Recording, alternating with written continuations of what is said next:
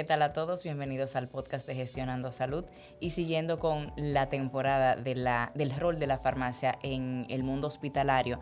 Tenemos a decir que la farmacia hospitalaria, como hemos venido diciendo en el transcurso de toda esta temporada, es una de las piedras angulares en el término de la atención asistencial de nuestros pacientes.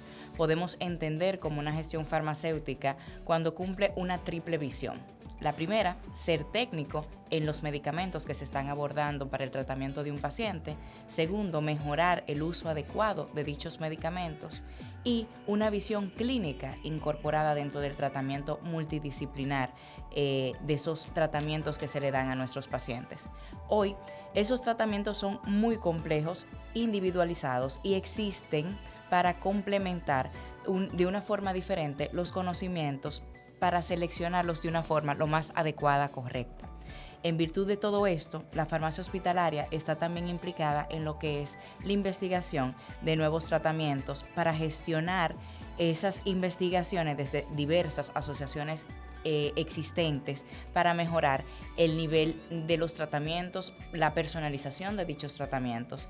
Y es por ello que tenemos a nuestro invitado de hoy, para mí muy especial porque lo quiero muchísimo, el doctor José María Martínez Esmero, doctor farmacéutico egresado de la Complutense de Madrid, actualmente jefe de servicio de farmacia hospitalaria del Hospital Universitario Clínico San Carlos de Madrid, director de innovación de la Sociedad Española de Farmacia Hospitalaria, editor asociado de la revista Farmacia Hospitalaria y es embajador de la Asociación Española de Farmacia Hospitalaria en European Association of Hospital Pharmacists, miembro de la Federación Internacional de Farmacéuticos, socio internacional de American Society of Health System Pharmacists y profesor asociado de la Facultad de Farmacia de la Complutense de Madrid. Es también escritor y ha contribuido con varios escritos científicos, publicaciones, capítulos de libros, comunicaciones, etc. Sí, él es muy ocupado, él es una persona que le encanta estar dentro de las actividades de farmacia hospitalaria y bienvenido y gracias por sacar un huequito hoy que es fin de semana para que nos digas un poquito de todo lo que es el mundo hospitalario, de farmacia hospitalaria, pero desde una perspectiva más de innovación y no tanto de gestión clínica per se. Pues muchísimas gracias, Dileni, un placer acudir, ¿no? a tu entorno, ¿no? Estar con vosotros, con toda la gente que te sigue, te acompaña a lo largo de estas series, ¿no? de podcasts y webinars y nada, un placer estar aquí para debatir, comentar y aprender. Aprenderemos muchísimo de ti, eso no me cabe la menor duda. Y para comenzar, defíneme ese rol que va un poco más allá de lo que es farmacia hospitalaria, del rol que desempeñan los farmacéuticos hospitalarios a nivel de investigación y de innovación. Bueno, pues lo que es la situación actual de la farmacia hospitalaria en el plano asistencial, ¿no? En un entorno hospitalario, pero que yo diría cada vez, al menos en el contexto de España, ¿no? donde yo trabajo, pero cada vez en más países, es trabajar e investigar desde el hospital, pero puertas afuera, ¿no? del hospital y conectar áreas que generen un aumento de la calidad de vida de nuestros pacientes, ¿no? Porque al final el paciente hay momentos que los va a pasar en el hospital, pero otros momentos estará en su casa, un centro de atención primaria o en determinadas etapas también de la vida en centros sociosanitarios, por ejemplo. ¿Cómo se enfoca la farmacia hospitalaria a la hora de innovar e investigar? Yo creo que tiene muchas vertientes. Podríamos hablar de cómo colabora la farmacia hospitalaria en el desarrollo de medicamentos, ¿no? En los ensayos clínicos dentro del hospital, ¿no? Coordinándose con los equipos médicos, los investigadores principales. Esa es una de las primeras. Y que básicamente ustedes, al estar dentro del mundo hospitalario, tienen como un feedback muy directo de cómo va la evolución de un paciente. Sí, por supuesto, porque al final la farmacia hospitalaria ejerce, ¿no? roles no solo de gestión, de custodia, dispensación y trazabilidad de esos medicamentos, de los medicamentos que están en ensayo clínico, son medicamentos en investigación, sino que también participa en la adaptación, elaboración y personalización en las dosis de los mismos. Incluso también podríamos decir que en los últimos tiempos se ha incorporado un rol de consultor clínico, ¿no?, del farmacéutico de hospital en ese aspecto. Esto quizá es algo más tradicional, pero que también ha ido mejorando y que seguro va a tener distintos elementos de progresión y avance. Pero sí que quería resaltar que un aspecto clave donde estamos trabajando ahora es en la investigación enfocada en los resultados en salud, que al final es el objetivo final que queremos conseguir cuando utilizamos, ¿no?, o administramos medicamentos clásicos, conocidos, pero también los que se están investigando a los pacientes. Cuando hablamos de investigación de resultados en salud, estamos haciendo referencia a medir variables clásicas del ámbito médico. En función de cada perfil de paciente, pues irá variando, lógicamente, pero son variables resultado, vamos a decir, típicas para un entorno sanitario. Ahora se está profundizando mucho en el apartado más humanístico, de calidad de vida, de satisfacción, de cumplir la expectativa del paciente, en todo el paraguas, ¿no?, de los datos referidos por pacientes de forma directa, el Patient Reported Outcome, el Patient Reported Experience, también los datos referidos por el entorno que cuida social, ¿no?, la familia, amigos que están acompañando y ayudando al paciente. Y luego es verdad que también el tercer elemento a la hora de hablar de resultados en salud, lo mencionabas, ¿no?, y es inherente a la farmacia hospitalaria, es, bueno, pues la gestión económico-financiera y ver cuál es el resultado final de la inversión que hace la sociedad en su conjunto a la hora de destinar recursos y ofrecer, en este caso, tecnologías sanitarias nuevas y modernas, de las que luego seguro hablaremos, para mejorar la salud de los pacientes, pero también para mejorar la calidad de vida. Y yo haría especial énfasis en esto, es decir, ahora mismo estamos trabajando sobre todo en investigación de resultados en salud y en todo este nuevo mundo del dato referido directamente por el paciente. Mira, has dicho y te has concatenado con la segunda pregunta con relación a lo de la calidad y la seguridad del paciente. Realmente, en nuestro país y en algunos países de Latinoamérica, el tema del farmacéutico es muy backstage, o sea, no tienes interacción con el paciente, no mide ese feedback de la evolución dentro del tratamiento, sino que es más un papel clínico del médico. Entonces, me estás diciendo que básicamente ahora el tema de la farmacia va muy ligado a lo que es la experiencia del paciente, va muy ligado a lo que es la evolución y la calidad de vida de ese tratamiento que, independientemente esté prescrito por un médico, es monitoreado o de una manera participativa con el tema de la farmacia hospitalaria. En efecto, es decir, lo que queremos ahora es sumar y añadir otra perspectiva, que es la de farmacia dentro del equipo de salud, lógicamente coordinado, liderado por el especialista médico, pero también, ¿no?, con otros compañeros como el personal de enfermería, psicólogos, por ejemplo, y cualquier persona del ámbito de la salud que se aproxime al paciente.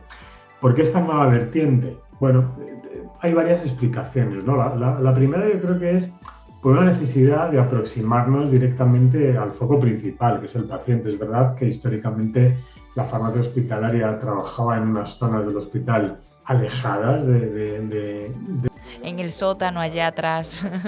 Exacto, es decir, bueno, pues en un sótano no se salía y se encargaba un poco, pues eso, de adquisición, almacenamiento, elaboración, etcétera, que es importante y que seguimos haciendo.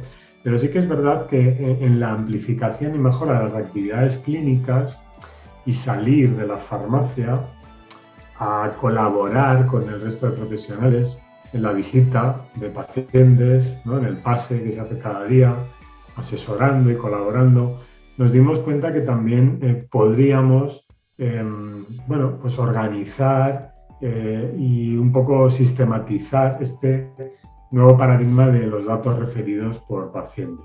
También es cierto que en España, esto no sucede en todos los países europeos, hay varios ejemplos, quizá el más paradigmático es el nuestro, el español, porque la gran mayoría, por no decir prácticamente toda la innovación en farmacoterapia, cuando hablamos de innovación me refiero sobre todo pues, a terapias biológicas, anticuerpos monoclonales, más terapias celulares, exacto, de alto impacto económico, pero también complejas desde la perspectiva de la seguridad y la trazabilidad, son del canal hospitalario. Entonces, esto lo que nos ha hecho también es tener un contacto directo con el paciente a la hora de la dispensación. Pero esta dispensación que hace, bueno, 3 o 4 décadas era meramente probablemente una entrega, ¿no? Una entrega al sector asistencial para la administración. Claro, se ha ido transformando en algo que aporta valor. De hecho, hay muchos pacientes de los que llamamos paciente externo en España, es decir, es un paciente que no ingresa en el hospital, que el medicamento no se le administra en el hospital, pero como el medicamento es de canal hospitalario, viene a tu farmacia hospitalaria, su especialista es del hospital, su especialista médico, y es en la farmacia hospitalaria donde debe retirar esa medicación. Es ahí donde los farmacéuticos de hospital, aparte del paciente ingresado, lógicamente, han estado también enfocando estos esfuerzos de recoger información directa de los pacientes, ¿no? Por lo tanto, también cómo se organiza un sistema de salud o cómo contribuyes tú a rediseñar esos sistemas de salud es algo interesante. Y en un momento, yo creo que crucial respecto a este concepto de definir nuevos roles a través de nuevas competencias que podamos adquirir, y en un mundo donde la tecnología, luego también debatiremos seguro, es un aliado perfecto, ¿no? Y que nos va a acompañar a la hora de poder facilitar diversos métodos de acceso y de conexión o comunicación con nuestros pacientes. No todo ya es presencial. Por ejemplo, hoy estamos hablando a través de canales de comunicación y creo que eso también nos va a ayudar a mejorar y tiene que ver con la investigación, que es de lo que iniciábamos cuando me preguntabas, ¿no? Has mencionado varios elementos que yo entiendo que es para mí y para lo que se tiene de costumbre en Latinoamérica y en mi país, algunos avances, tanto como el contacto directo con el paciente, como la vinculación de una farmacia hospitalaria, no solamente dentro del centro, sino también para atención domiciliaria y para atención de manera ambulatoria. Particularmente, aquí apenas estamos en pañales en esta tesitura de cambiar el concepto que habíamos hablado de varias décadas de simplemente gestionar un stock o un almacén a una farmacia hospitalaria integrada y vinculada con el paciente. ¿Cuál entiendes tú que ha sido el avance más loable o el más que has dicho, mira, esto fue un Big Bang a nivel de farmacia hospitalaria que se ha hecho? ¿O todavía el tema de la tecnología no ha hecho esa transformación radical? ¿Qué piensas? Aquí yo creo que, sobre todo por ser más reciente, señalaría lo que ha sido el impacto que tuvo y sigue teniendo la pandemia COVID, ¿no? El COVID-19, ¿no? Por empezar, ¿no? En ese año casi fatídico. ¿Qué es lo que supuso para la farmacia hospitalaria? Pues tuvimos que desarrollar modelos diferentes, pero de valor en lo que podíamos, de telefarmacia. Porque durante el confinamiento, ¿no? Al cual pues, tuvimos que someter a toda la ciudadanía, pacientes incluidos, los pacientes no podían venir, ¿no? al hospital. Entonces, con los medios disponibles, limitados, ¿no? Tecnológicamente, tuvimos que desarrollar métodos para seguir en contacto con ellos, asegurar que el tratamiento que recibían era el adecuado y luego también facilitar el acceso al mismo a través de la dispensación domiciliaria o el envío a domicilio. Hasta ahora algo que no existía prácticamente, solo había algunos pequeños ejemplos, ¿no? En el país donde habían empezado a hacer telefarmacia con envío a domicilio. Eso fue una rotura de esquema, de paradigma. Es verdad que teníamos un debate interno sobre la posibilidad que se nos abría a la hora de utilizar las tecnologías y aplicar la telefarmacia del envío a domicilio, pero la pandemia nos obligó y nada, en 48 horas, en 3 días, prepararse. Claro, tuvimos que hacerlo. Por lo tanto, yo creo que esa ha sido la principal revolución, porque claro, fue una obligación, las condiciones eran las que eran y lógicamente la farmacia hospitalaria, española, que es la que conozco yo fundamentalmente, pero también no me cabe duda que en otros países del mundo tuvo que adaptarse. Entonces, esto nos generó varios aprendizajes. Primero, que la tecnología nos ayudaba, que era un aliado para poder definir nuevos modelos que hasta ahora seguían vigentes, pero por una inercia, no porque realmente tuvieran valor, Sí, sino sí. porque siempre se había Ahí, hecho así. Y no solo aplicaba a la farmacia hospitalaria, también al ámbito médico, muchas visitas médicas que se hacían sin básicamente seguro. estuvo el tema siempre de la transformación digital, estuvo también el tema de digitalización, de los expedientes clínicos digitalizados, pero al final de cuentas teníamos 10 años hablando de eso y no hubo un clic de proactividad para que se hiciera. La pandemia, sus cosas positivas fue ponernos las pilas en ese sentido. Efectivamente, fue una cuestión yo creo que muy importante, ¿no? Yo por eso, contestando a tu pregunta, creo que para mí ha sido lo más relevante. Además, muchas veces sucede esto, es decir, que es un factor externo el que te moviliza y te hace cambiar, ¿no? Porque los cambios desde dentro siempre cuestan un poco más. Y luego, unido a esto, yo también siempre he señalado, para mí y para muchos compañeros de la farmacia hospitalaria y en España, fue poder conocer más a nuestros pacientes y que ellos nos conocieran. Porque ese modelo que teníamos por inercia tenía muchas barreras de comunicación.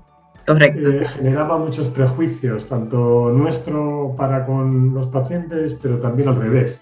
Entonces yo creo que nos ayuda a aproximarnos más a reconocer que cada paciente tiene su circunstancia, tiene sus problemas, tiene sus necesidades, tiene sus expectativas y que los modelos hasta ahora preestablecidos, que eran, yo siempre lo defino con esta expresión que es el café para todos, es decir, bueno, modelo igual para todo el mundo independientemente de sus características y necesidades, claro, había tocado techo y había que cambiarlo. Entonces, que necesitábamos un poco ser más flexibles y adaptarnos a las necesidades de cada cual. Es verdad que, claro, esto es muchas veces utópico, pero tenemos que tender a ello, ¿no? Al menos poder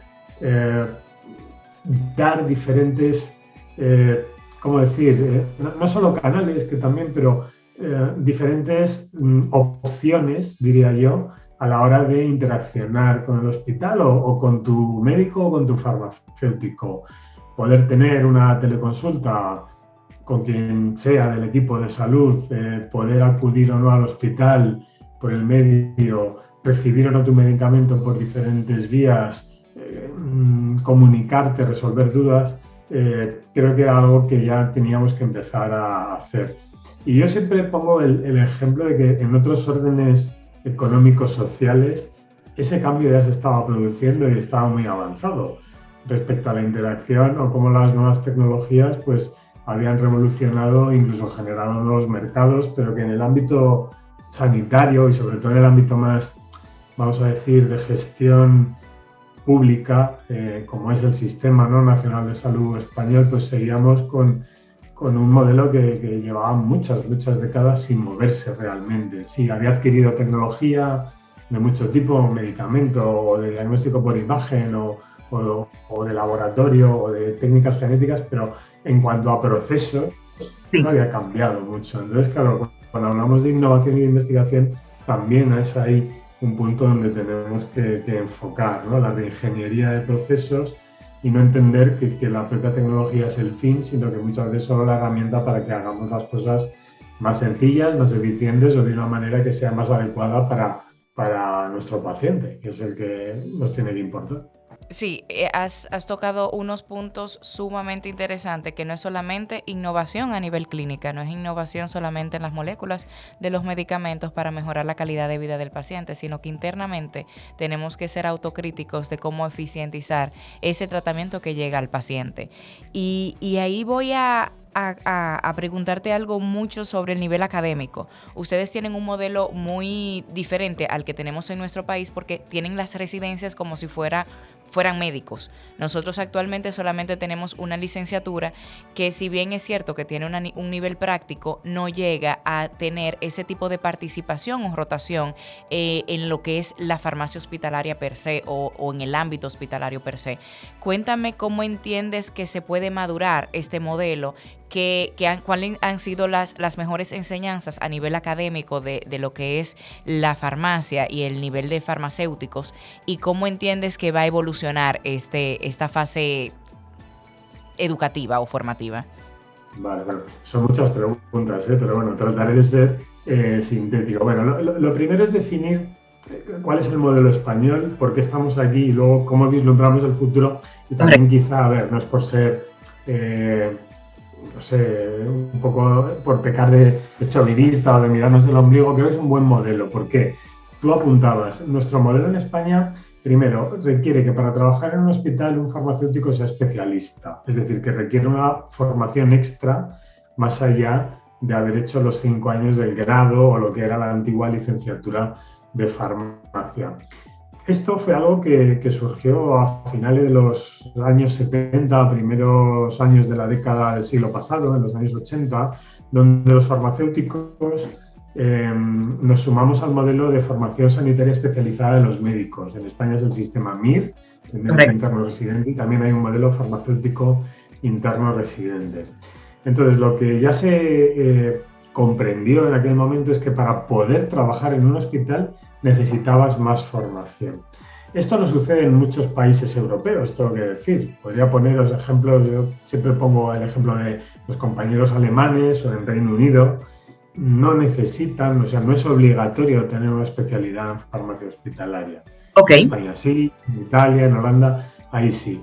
Pero esto yo creo que se explica por la complejidad. Y yo creo que en este mundo que avanza rápido y de una manera a veces pues incierta y de ultra especialización en casi cualquier rama, ¿no?, del conocimiento, es muy necesario, ¿no? Entonces yo creo que el modelo es acertado.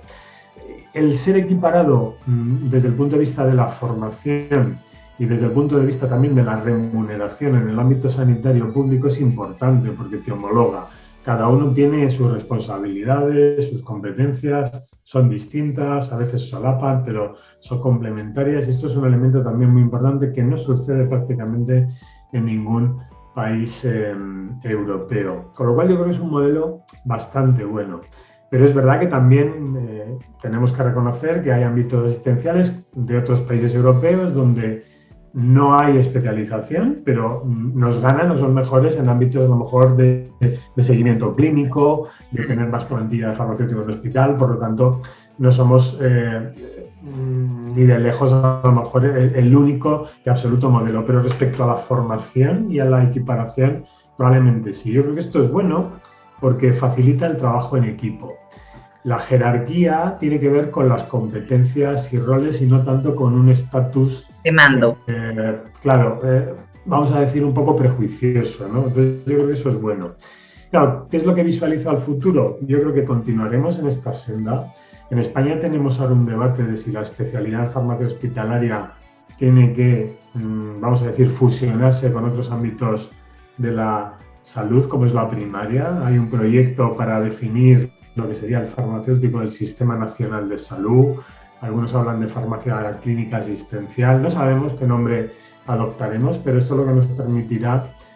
Ya lo podíamos hacer legalmente, ¿no? Trabajar los especialistas en primaria, ¿no? Porque en España para trabajar en primaria no era necesaria la especialidad, pero los compañeros de primaria, lógicamente, también reclamaban y argumentaban que era necesario tener una especialidad y al final la decisión es que seamos uno.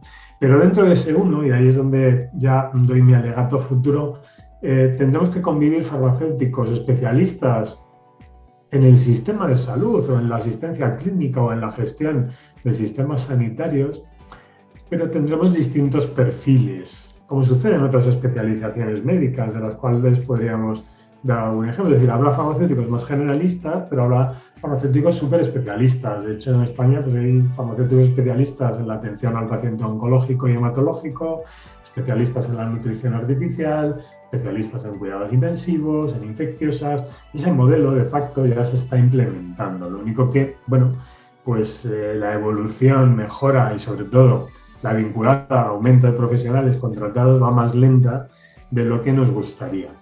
Y voy a acabar con una reflexión. Mencionábamos antes que las terapias cada vez son más complejas, son diferentes y además son caras, ¿no? Son de impacto presupuestario alto.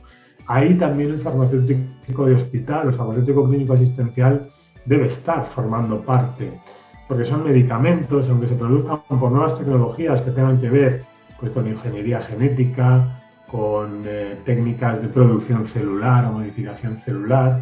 La persona o el perfil profesional que debe coordinar y estar presente en el equipo también es el farmacéutico del hospital. pero probablemente veamos cómo de aquí al futuro más próximo las farmacias dentro de un hospital no tendrán solo farmacéuticos, sino que probablemente también tengan en su equipo biólogos, genetistas, que en colaboración con farmacéuticos puedan desarrollar, incluso elaborar y producir nuevos medicamentos que tienen que ver con estos nuevos paradigmas, ¿no? Celulares, o también, como llamamos en el ámbito europeo, las terapias avanzadas, ¿no? Que sería el paraguas global que acoge a estos nuevos conceptos de medicamentos. Nosotros queremos estar ahí, sabemos que es difícil porque va a haber competencia, va a haber tensiones, hay otras especialidades, médicas o no médicas, que lógicamente quieren pues tener el liderazgo o tener un poco algo que decir.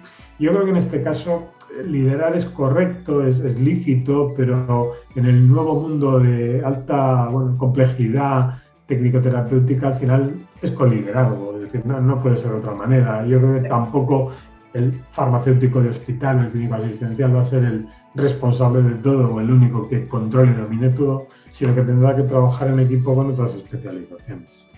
Mira, de lo que has abordado quiero rescatar dos cosas. Lo primero es el sistema que ustedes tienen de formación. Básicamente soy partidaria de que lo que no se practica, independientemente de lo bueno que seas, no tiene ningún tipo de sustento. Entonces entiendo que este tema de las residencias permite también al profesional tener esa visión más humana, más resolutiva, que simplemente saber cómo se deben hacer las funciones de un farmacéutico hospitalario per se. Y lo segundo que quiero rescatar es el tema del trabajo multidisciplinar, no solamente a nivel de farmacia, también a nivel médico, a nivel hasta inclusive de abogados que están dentro de un plenario, tienen que trabajar con los diferentes perfiles, porque estamos en un mundo sumamente complejo, innovador y con unas perspectivas que si no lo ves desde varios ángulos te puedes quedar corto. Entonces ahí el tema del ego en tema clínico sí tenemos que dosificarlo para que el producto final sea para los pacientes. Y ya para culminar más o menos, ¿qué proyectos de innovación se encuentran desarrollando desde la Sociedad Española de Farmacia Hospitalaria? Sí, bueno, en esta perspectiva, desde la Dirección, ¿no?, de Innovación en Farmacia Hospitalaria, tenemos varios proyectos que tienen que ver fundamentalmente con dos ámbitos. El primero es mejorar esta investigación que decíamos en resultado en salud, utilizando las nuevas tecnologías, desarrollando apps que nos sirvan para poder comunicarnos y capturar información de utilidad respecto a cómo se encuentran nuestros pacientes, cuán efectivos, seguros y satisfactorios son los tratamientos, ¿no?, que están llevando a cabo. Y luego también, claro, la parte de cómo tenemos que actuar pues, para reconducir situaciones no buenas, tomar medidas en el ámbito del equipo asistencial. Por lo tanto, la aplicación de las tecnologías a la investigación de resultados en salud es una de las líneas importantes. La segunda línea tiene que ver con el ámbito de la divulgación y de la comunicación y de la conexión de ideas. Sé que son tres dimensiones, pero las dejo en una porque tienen que ver un poco con esa manera que tenemos de conectar con otras personas, ¿no? Tenemos un proyecto, ¿no?, que hemos empezado recientemente también de podcast para poder difundir conocimiento en un formato que yo creo que es cada vez más utilizado, ¿no?, por las personas, porque eliges el momento, es fácil, sencillo. Yo creo que también nos recuerda a todos pues, a la radio que siempre nos ha acompañado durante muchos momentos. Hay otro ejemplo muy importante que son los concursos de ideas, divulgar o definir retos para la sociedad, teniendo en cuenta una visión múltiple, es decir, no solo una definición de reto interna como farmacéuticos de hospital, sino plantear preguntas y problemas a todos aquellos que tienen algún tipo de relación con nosotros, pacientes, otros profesionales, y en virtud de esos retos, muchos de ellos compartidos, no únicos de la farmacia hospitalaria, llamar a toda la comunidad farmacéutica para que proponga soluciones, las podamos hacer operativas y luego, si cabe, cuando se selecciona la mejor o las mejores ideas, bueno, pues facilitar algún premio o un grant, ¿no?, para poder impulsar y que se lleve a cabo la idea. Esto tiene que ver con difusión, con comunicación. Y otro elemento que tiene que ver también con esta parte de tener una especie de radar de qué está pasando en el mundo. Estamos trabajando un radar tecnológico para saber qué sucede en otros ámbitos de la sociedad y de la economía. Porque estamos convencidos que el concepto de la innovación abierta, es decir, de capturar en ese flujo que va de dentro a fuera y de fuera a dentro, de información, de ideas, de soluciones, es la única manera de poder avanzar. Es decir, qué pasa en otros lugares, no solo del mundo, sino en otro tipo de modelos de negocio, siempre nos da una pista de cómo podemos mejorar en un sector que, bueno, es particular, como es el del sector salud, que tiene una regulación probablemente diferente o paradigmática, que no es un puro mercado porque está muy regulado, ya sabes, en el ámbito del medicamento, cuánto valen, cuánto no valen, cómo se autorizan, cómo son los ensayos, pero que tiene que seguir evolucionando a ese foco paciente que hasta hace 10 o 15 años no era tan así, y que ahora mismo, con esas posibilidades que nos brinda la tecnología, pues se abre a un mundo diferente. Por lo tanto, yo creo que esos elementos, investigación de resultado e innovación de resultado en salud, más los distintos elementos y canales que nos ayuda a conectar ideas, intercambiar conocimiento, es donde la Sociedad Española de Farmacia Hospitalaria está ahora mismo trabajando. Unas actividades sumamente participativas y que traen un cambio de mentalidad hasta en la forma de introducir nuevas ideas. O sea, es más fresca, por decirlo de cierta forma. Entonces, sí. Sí, o sea, a ver, aquí la clave de todo que no he mencionado hasta ahora y que tenía ahí un poco pendiente es transformar la profesión o transformar la cultura para seguir mejorando. Por lo tanto, cuando hablamos de transformaciones de modelo sanitario, transformaciones de modelo organizacional, hablamos de transformación cultural, porque son las personas las que hacen las organizaciones. Por lo tanto, tienes que tocar esa parte humana, tienes que tocar esa parte de deseabilidad de las personas para poder transicionar a un cambio que sea conseguible, pero que también sea, como decía anteriormente, deseado y que todo el mundo lo quiera, porque yo creo que esto es la clave, ¿no? Es decir, movilizar a las organizaciones para que cambien y mejoren.